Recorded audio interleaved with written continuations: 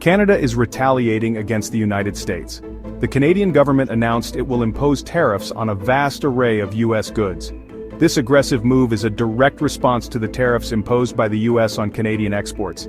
The value of these retaliatory tariffs is a staggering 155 billion Canadian dollars. This trade war escalation has sent shockwaves through the global market.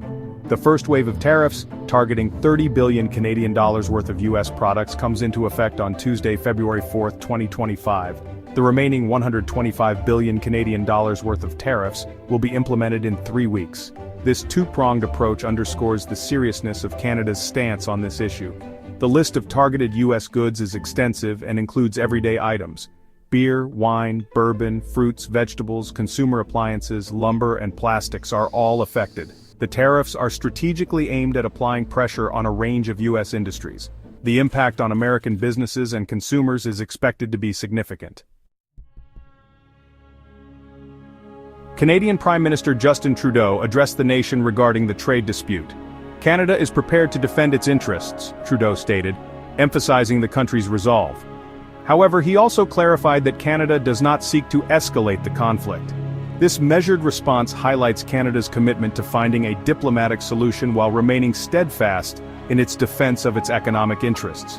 The U.S. tariffs on Canadian exports, set to begin Tuesday, are wide-ranging. A 25% tariff will be levied on most goods. Energy resources will face a 10% tariff. These tariffs are expected to have a significant impact on the Canadian economy. The potential consequences of this trade war extend beyond immediate economic impacts.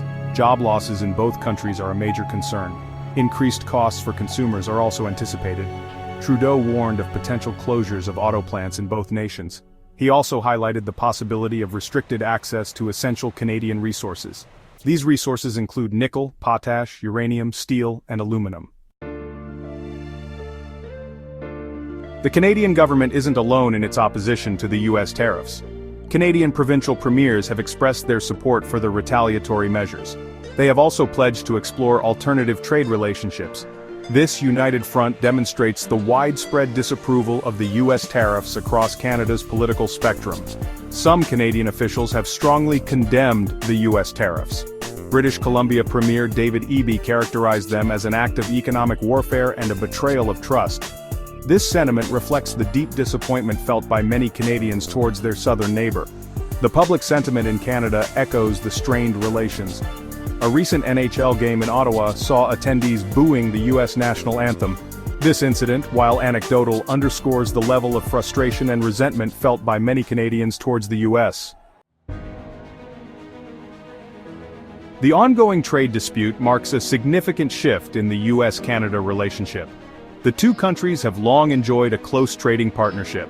Now that relationship faces its most serious test in decades.